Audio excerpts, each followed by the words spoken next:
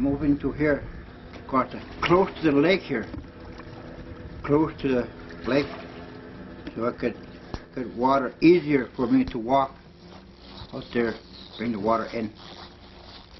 I've been living this since I moved in 1990.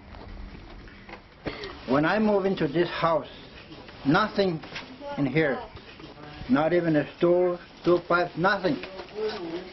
Nothing. So what I do is my wife and I, we bought this stove. My wife ordered from down south on a cock log, you know, this stove. We got this wood from way across, about, I don't know, let's say 3, 4, 5 miles. My family, I got nine children, 6 daughters, 3 sons. My baby daughter, her name is Doreen. She could have school, high school and college in Winnipeg. She came back Christmas. I don't know where to stay. So we had to move. We had to stay over there with her sister over there at the house. Same thing, Donna. She's right here with me here, but same thing. Because no place to stay here. No place. This is a door for me.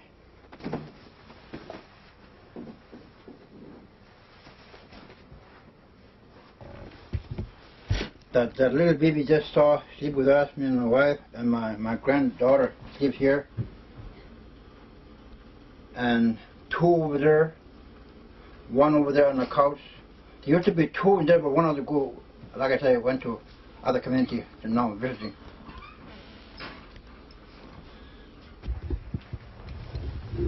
This is my washroom here, right here. When it's full, we take this cover up, we take it outside.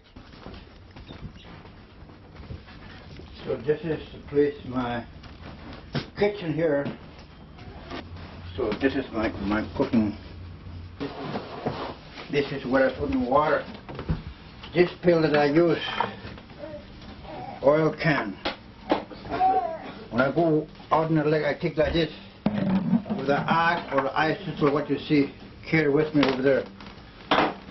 When I chop, the whole water come up.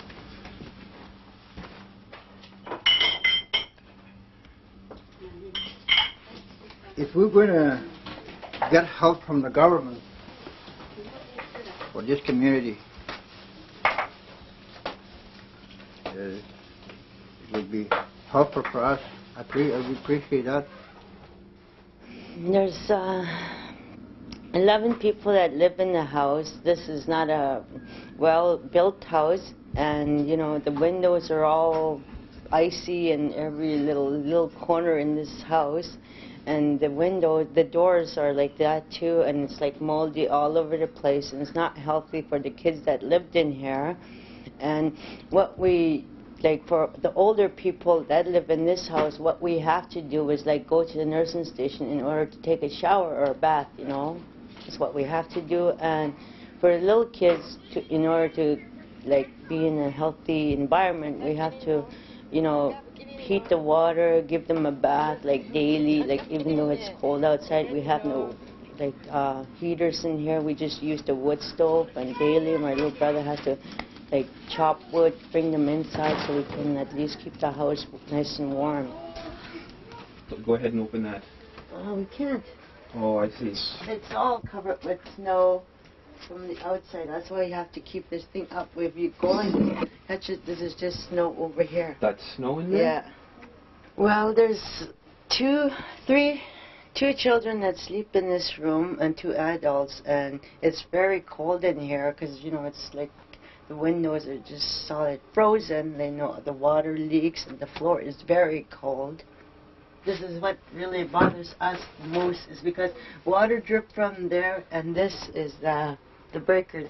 One of my nieces that stay in this room was that the one that has the VSD, the heart murmur, and she gets sick a lot, you know, lots of times, like in the winter time, because it's cold in here and can't get all the heat from the kitchen room all the way down here because we just have the wood stove.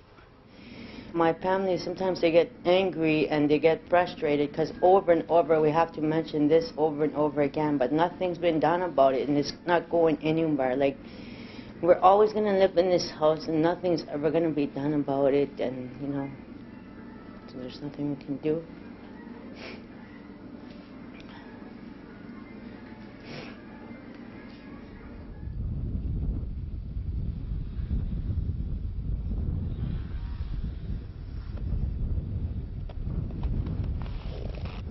We moved here back in 1972, and since then the population has tripled. And our population today, we approximately have close to 900 people that live in the community. But there has been a decrease in funding, although our population has grown in the past X amount of years. For some reason we're not really sure of. So that, as we speak, we have about 90 accommodations here. We're backlogged about close to 100 houses. Well, the rate, anything is going today is very sad to say, but won't be next 15 years or more.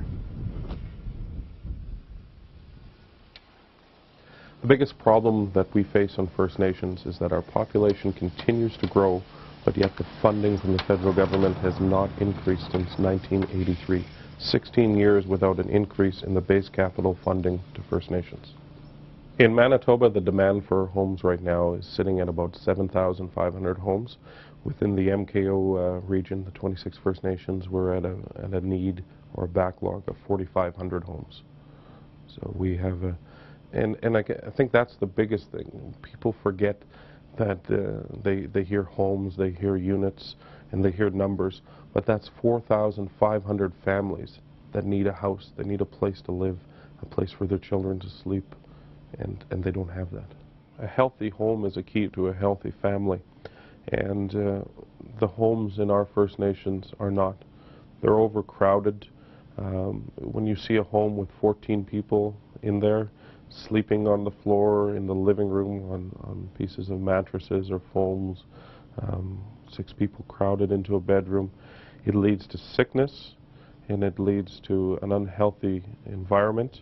If in terms of education of students suffer